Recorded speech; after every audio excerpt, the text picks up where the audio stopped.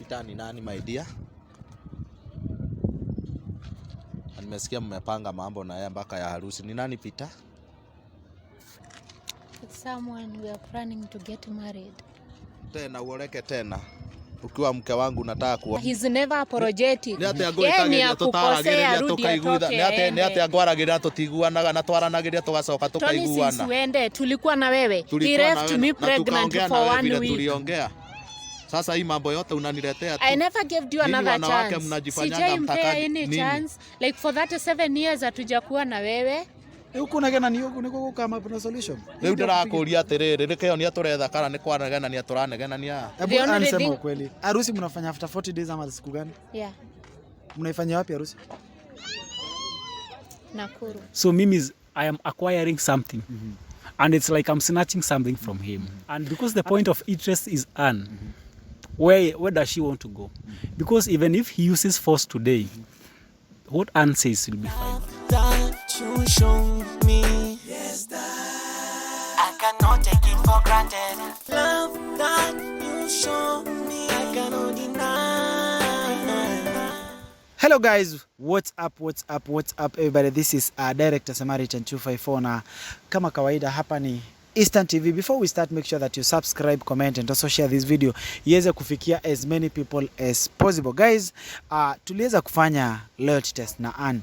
Na Anne, kuna watu, baadhi ya watu ambao walikuwa wanataja pale kwenye show, akataja watu wengi sana ambao wako involved kwenye story. And today, jana baada ya kumpigia the guy that I'm seated with here, kuweza kumpigia simu, aliweza kuniambia that he is ready kuweza kuja kwenye set ya siku leo na kuweza kutuongelesha na kutuambia haswa yeye ni nani. Guys, this is the time that we've all been waiting for. Na he is none other than Staki. Mimi ni muintroduce, wache yeye atuambie anaitwa nani and the purpose of why he is on the show. Nilimuita aweze kutuambia nini haswa. Bro, ni aje? Poa sana. Uko freshi? Kabisa. Kwa wale watu ambao wakujui, aweza kutuambia unaitwa nani?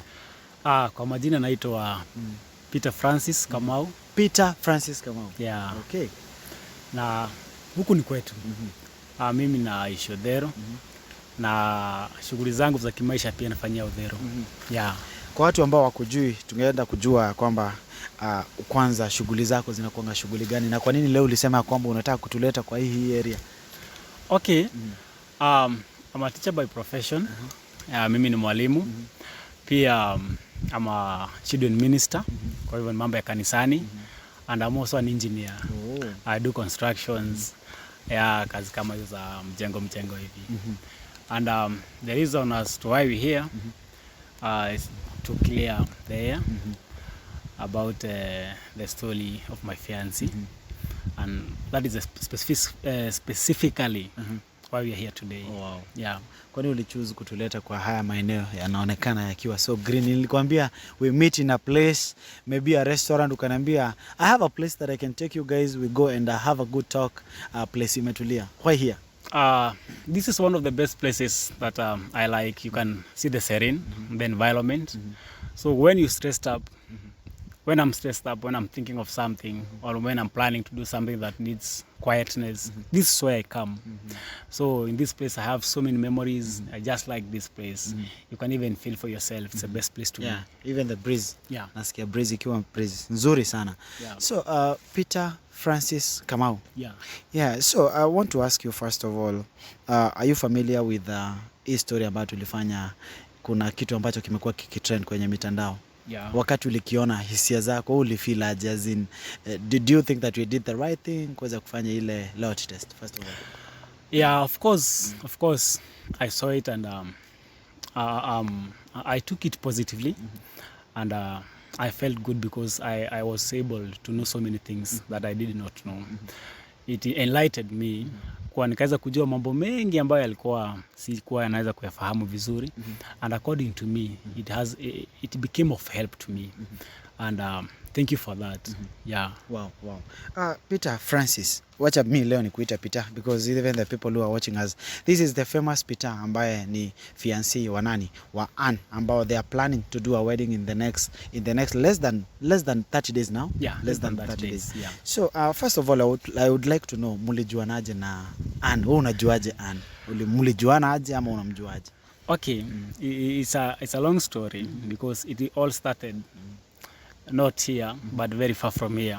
That is Nakuru County, in a place called Mount Narok. I was an academy manager there, in a certain school, an academy. And the way I came to know Anne, it was not through her, but through her kids. So in a way, she had a nanny or a house help who was like so much reluctant. And it came to my attention that these kids were, there are things that were happening to them that caught my attention. And the first thing I did is that I made friendship with the kids so as to understand really what was happening to them. And in that process, although in the school system, we only had the contacts of parents. Because I was like 2 months or 3 months old as academy manager, and Anne was working from far. She was not working from around. So what I did is that when I needed something like to confirm something about payments and all those things, I used to call her. So I had the voice, I knew the voice, but I did not know the owner of the voice. But to the kids, when I looked at the kids, I could tell how the mother was from the kids. Kwani how does the kids look like? Okay.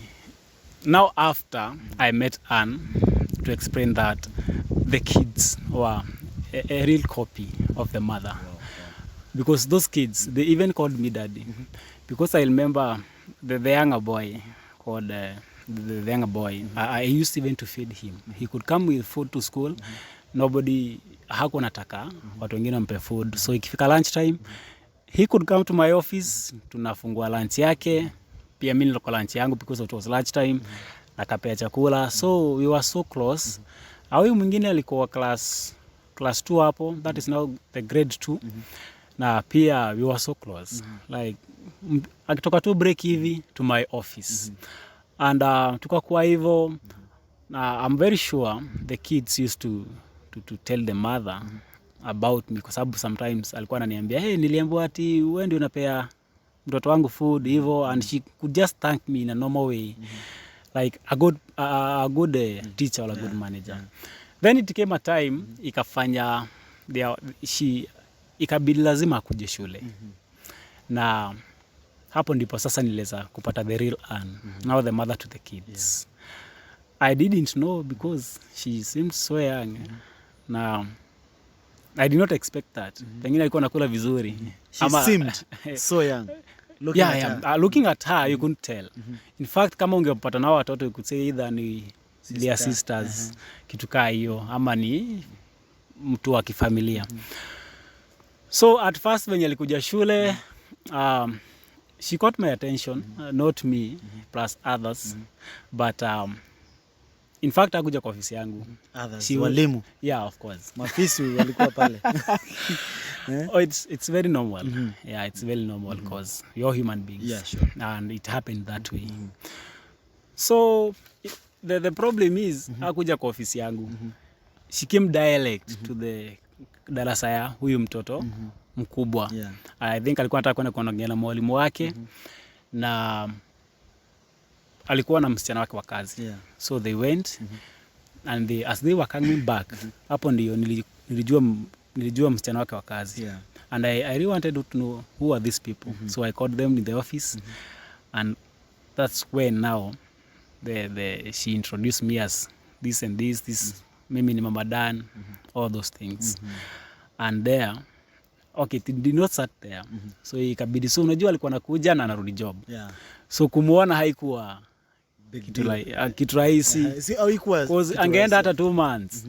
Bila kumuona. Yeah, of course. So ilikuwa tulikuwa tunapiga simu. So that's how I met her. It's all a school affair. It's a kid to parent. A parent to teacher, then a relationship came from there. A relationship. Oh. Yeah. Peter, now it's like how many years ago now? I think it's almost like 6 years. 6 years. Yeah. 6 years. Because she mentioned 7.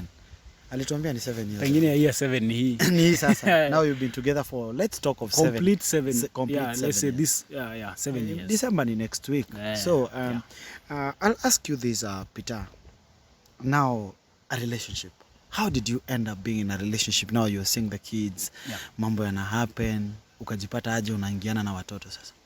Okay. I had won the children first because they could even call me daddy. Na so that haikuwa any pressure. So the deal was the mother. And there was a time something happened in their workplace. Na kwa sababu tulikuwa tunaongeanga sana, akaniambia kuna shida imetokea, sijui hapo kwa kampuni kuna kazi, and alikuwa in the center of the whole story. And mimi kama Francis, I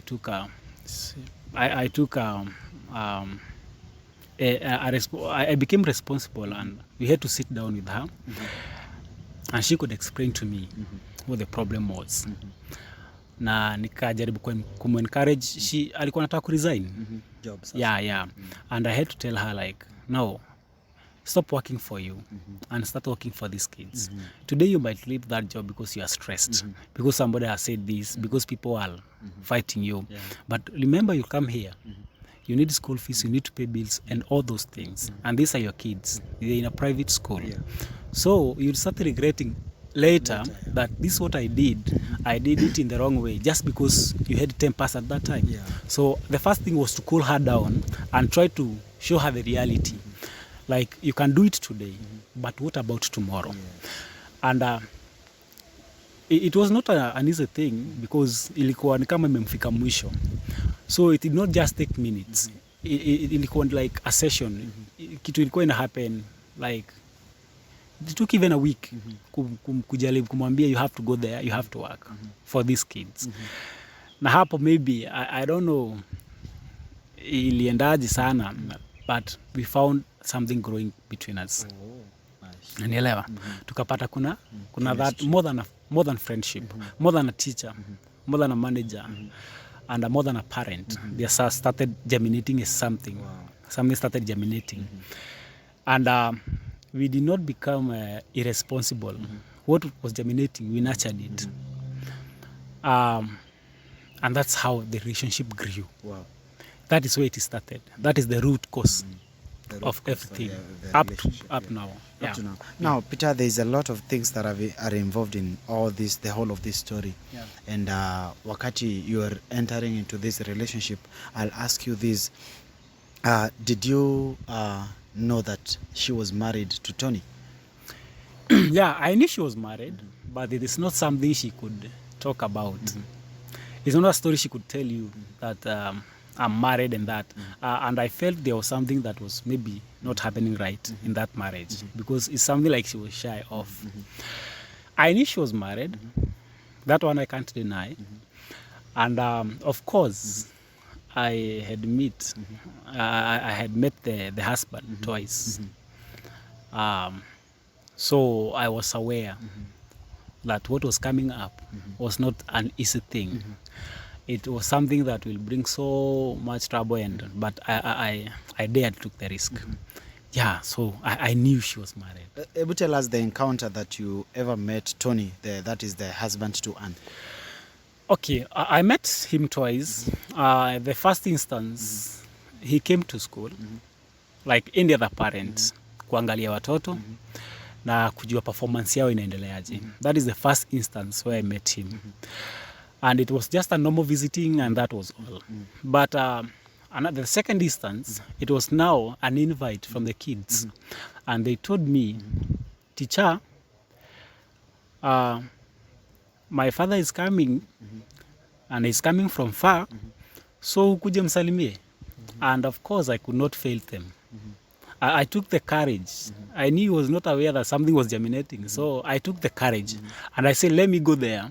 I don't want to disappoint these kids. So I went, we were there, Anne was there, the kids were there. Like when watoto tu wako kwa nyumba, wanacheza hapa na hapa. Tunajaribu we even talk, and tuliongea, akaniambia kwenye yako, nikamwambia how life is back here. And it was just a friendship evening, and then later I went back home. Yeah. So you didn't, he didn't notice that you're in a relationship with Anne? He didn't. Unless, I don't know if he said something when I left, but in that instance, we were so friendly because even we talked business. Yeah. Business? We talked business. Wow. Wow. Because I remember he had a laptop and I wanted to buy that laptop, and he told me because of few things, hangeniuzia your laptop. So we are like we were making friendship. Unajua wanaume wakitajwa, you are among the ndumes. Wanaume wakitajwa, I feel like you dared. Yeah, I don't want to clap myself for nothing.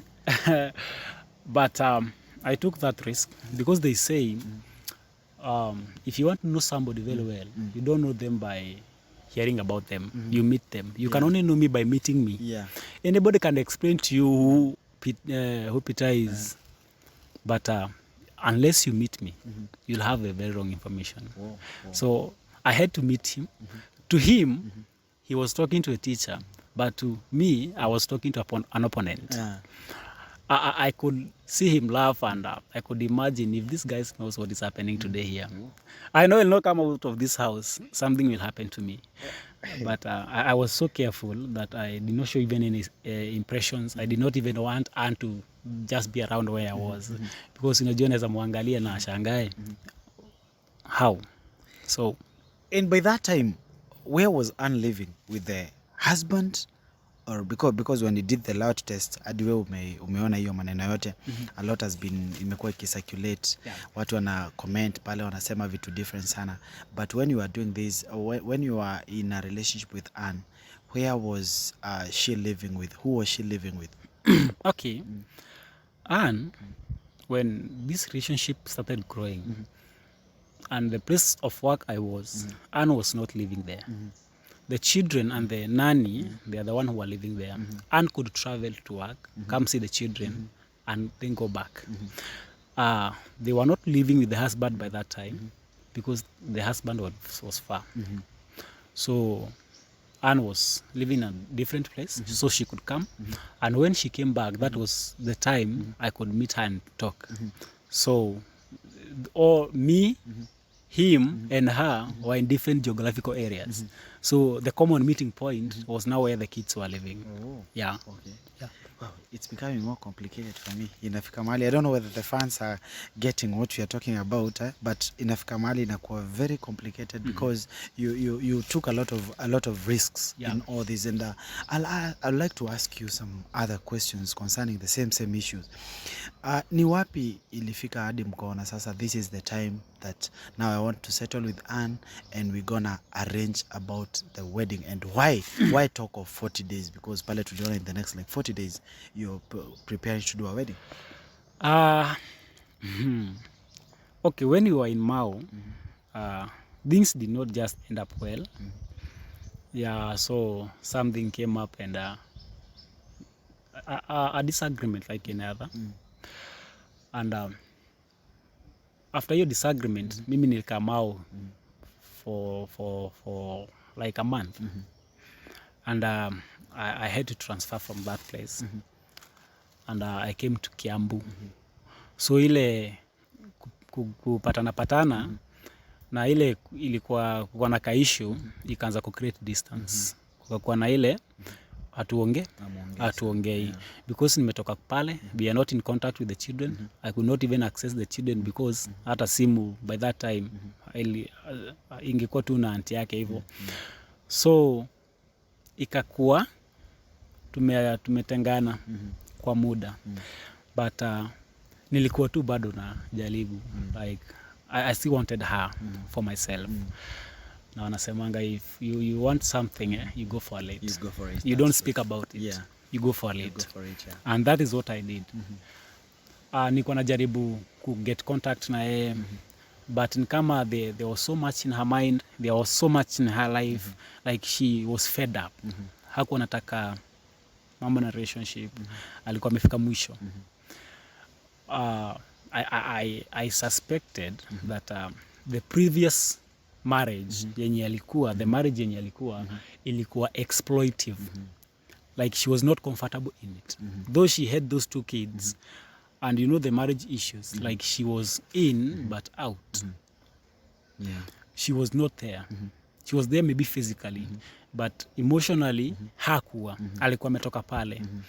Na I think that thing defined her in a way, na ikamdefine na njia fulani. Like she developed a negative attitude towards marriage itself, towards relationships. Even she ended up thinking that this thing called love maybe is a scam or is something that does not exist anymore. So ikakuwa mimi sasa is me to her but her to no one. Unielewa? I get your point, yeah. Me to her and her to no one. Like there's no access. Yeye ndiye tu ako na password and she did not want to share it with anybody. Okay. Alikuwa amelock heart yake. But mimi after even kukua spaced ama separated for more than 3 years, I still did not give up because I meant what I told her and I meant what I said and I wanted to live to my promise. Sikuwa nataka kukua like I vomit words and just those words ziende tu hivyo. Then I had developed so much close relationship na watoto and I felt like these were my own kids. I wanted them. Ilikuwa imefika mahali baka parents, people could say these are my kids because we were so close to them. So now after the 3 years, I requested after a long time like nataka kummeet tena, and that's when she alikata aniambia she's busy, I'm busy until one day she told me lakini shingo upande tu like we can meet. And wakati tulimeet alikuwa crushed, alikuwa roho yake imevunjika like so much and changed. Na ilikuwa aka kazi alikuwa shaacha huko and he was establishing a new life in far now, not Mount Narok. Alikuwa shata hama Mount Narok. And when we met, the first thing now was even not to tell her about the love that was there. So what we want to do now is try now to rectify what has gone wrong in her life because she was like alikuwa too dormant. Ni kitu imekuwa inactive, ako tu pale. So the first thing was to kumheal because what she could talk about, I have failed, this have happened in my life, this is what I nimepoteza a lot of time, sijui nini, I was taken advantage of, I don't believe in this thing called love, I don't want any man around me, I just want to bring my kids up, do my happiness, that is what I want for myself. Okay. So if you go there and start then introducing the same pain, what is causing her pain, and you start introducing the same thing, then automatically she will reject. Wow, I get your point. So you find the solution first, and that's what I went for. I try to show her that there's another life. There can be people who are better than what we think. There can be situations that can favor us in life. When somebody said, anything you have lost in this world, you can get it back because it is still within this world. But when you lose time, you've lost. Wow. So nikamwambia ndio, you have lost time, but you have not lost everything. We can still find a way to bring you back to life. Like you can believe in marriage again, you can believe in love again, you can, unajua, what she went through, in that marriage, ilim turn off kabisa, unaona. So make, kwanza I became a teacher, like a counselor, trying to bring her back to the new life. Ndio aweze hata ni kama simu imekufa na haina moto. Simu ikiwa haina moto hata wajaribu kuiwasha aje, it will not light up. So what do? You start by charging. Now the phone can receive signals. Now you can communicate. For me I had to charge her heart so that they can still start receiving the signals. And then after receiving the signals, now she can comply. That's true. And after a long time, sometimes she's stubborn because anasimamanga na principles zake. All women are stubborn. Whether she's right, whether she's wrong, she has her own principles. And hizo principles sometimes you walk a distance, then una feel hiyo kitu bado kwa moyo wake inamuuma. And the way we are talking about today, about even that wedding is going to happen after that days. It has been a journey of understanding. Kujua huyu mtu amekuwa na familia, huyu mtu amekuwa na past yenye imemuonyesha like life is unfair. Now what you are promising is something that is not tangible. How do you expect that person to believe you again and then walk again in a marriage yenye ilim ruin life yake. So it has not been easy. Wow. Let me ask you. Yeah. I love the way you're explaining everything, and it's so clear to us and tushajua that you're truly in love. I can tell when you talk, I can tell that you're in love, and no one can stop you, and nothing can stop you from pursuing your goals and living with a person that you love, who's Ann. Now kuna swali ningependa kuuliza. When all these things were happening, by any chance ulikuanga unajua ya kwamba hao watoto watagrow na njia gani? Did you have plans about the children when all this were happening? Because hapa kuna watoto, the father is alive, na wewe pia umeingia kwa life ya, or you wanted the father to take the kids and take the full responsibility, you start a new life with your wife? Okay, what I believe, as Peter, what I believe is if you get children with a lady, there are two things. You either become a male to them, or you become a father to them. So fathering does not mean the biological process. When you play the role of the biological role, you become a male. You're just a male to those kids. But being a father is having the future of those kids at heart. How are they going to grow? They need you. You know they are not yours, but you need to raise them as your own. That one day in life they will not know the difference. They will not see a gap. Nanielewa. So, mimi kama Francis, the first thing I did is that I took them in heart, because that is the first destination. That is the first, in my heart. Because hata nikisema ati you gotta pay the school fees, you do all those things, and those children are not in your heart. One day, one time, it will show up. That's true. You can never hide anything forever. One day itajionyesha na peke yake. Wow. And my plan is not that the father takes the kid, because those kids are part of Anne minus those kids is somebody else. Because you cannot visualize about Anne without the kids coming in. That's true, yeah. So the moment you want to minus those kids, then the what you remain with is not Anne. And I want Anne. So Anne plus the kids, now the whole thing is what I want. So I don't want like the father to take the kids. I don't want to separate the kids from the mother. I just want to be them there. Wow. I want to take them as they are, all of them. Now, if Tony comes today na aseme ya kwamba this wedding is not happening, what will you do? Because he said that he is not going back to Qatar until hii harusi iweze kusimamishwa. What are you going to do about this? Somebody said that impossible is nothing, and I believe in possibilities. I am not driven by fear, but I'm driven by integrity. We have a constitution, as we have rules and laws that govern us as a country, and they are for everybody. I don't want to use force, so I don't expect him to use force. I know he will be atakuwa amekasirika, like bibi yake anaenda, watoto wake, and if hata kama ingekuwa ni mimi, I would not just stay and sit there and take coffee and start clapping them as they walk away. As a man and somebody who is responsible, you have to act. And I know he'll come and try to do something, but if they are legally married, that is the first question. Are they legally married?